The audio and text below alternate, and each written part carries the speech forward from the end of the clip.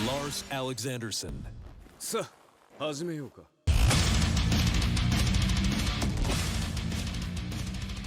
Hi, I'm Chi-Chi, and we're going to be reviewing all of the changes for Lars Alexanderson Season 4 of Tekken 7. Please keep in mind that all of these are subject to change in the near future, as we are currently in the 4.00 patch of the game. 逃げ場はない。諦めろ。 Silent Entry 3+4 is a new attack designed to extend Lars' combos and improve on his already fantastic wall travel. In fact, with nerfs to Julia's wall running 2-1 and Geese's Moon Slicer, Lars now arguably has the best wall carry in the game. He can perform match-practical wall-to-wall combos from many of his launchers. Outside of combos, Silent Entry 3+4 is a mid-mid string that deals 28 damage and causes ballerina spin, giving you a full wall combo if you catch your opponent at the end of the stage. This move is only -6 on block and low crushes reliably, but there are a few weaknesses. This move is very linear, so if you have the read on your opponent doing this out in the open, you can either sidewalk both directions or jab him just before the first knee connects. Lars' second new move is an additional rage drive in Dynamic Entry 3+4. This is a low mid string that spikes the opponent to the ground, giving Lars a free shoulder if it connects. If this rage drive connects near the wall, 4-4 3+4 can push the opponent to the wall and allow for a low splat wall combo if the angle is precise enough. This rage drive is -13 on block, but since he's already at low health, many 12 to 13 frame punishers will kill him. KO. If only the second hit of this rage drive connects, or if your opponent decides to press a button in between the first and second hit, you will get Swirly Launch, providing massive wall carry in a full combo. 俺を止めることはできない。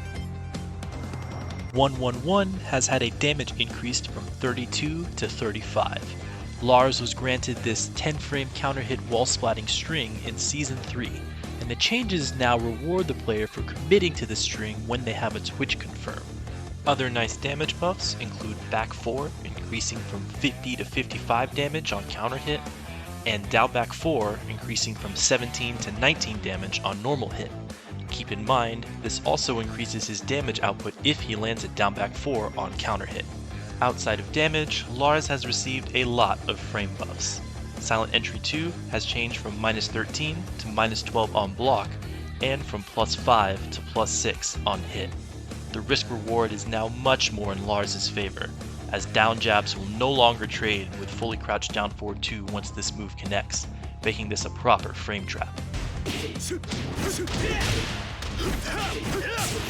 Dynamic Entry 3 now leaves the opponent closer and has increased from +4 to +6 on block.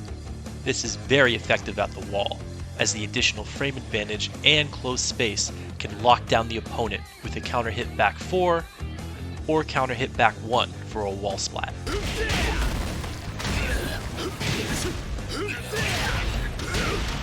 Forward 1+2, one of Lars' main counter hit tools from standing, is now safe, changing from -11 to -9 on block.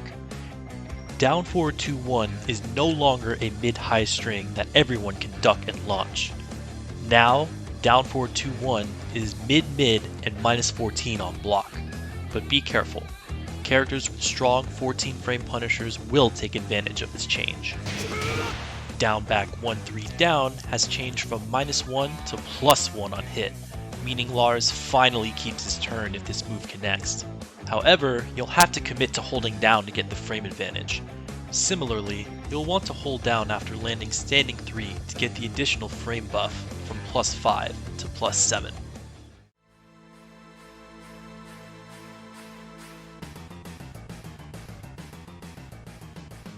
The first of Lars' new counter hit tools comes from his wall standing 2-1. Instead of giving a free down back 3, the second hit now grants a full launch on counter hit. This will force opponents to respect the whole string, but what's great about this change is that since your opponent will be scared to press buttons, you can condition your opponent with wall standing 2 into either a silent entry mix-up or a dynamic entry retreat into a whiff punish. Silent Entry down forward 1 is now very strong, changing from giving only a knockdown or wall splat on counter hit into a full combo with as much damage as a delayed hop kick. In fact, this change also allows for more damage at the wall than it did in Season 3. The last hit of forward 1, 2, 3 is now a counter hit launcher, regardless if you transition into dynamic entry or cancel the transition. This behaves similar to 2, 1, 3, where the last hit also launches on counter hit and is minus 12 on block. However, with this change, you can now condition your opponent who is waiting to punish the last hit with a silent entry mix-up from forward 1, 2, or a dynamic entry mix-up with forward 1, 2, 3.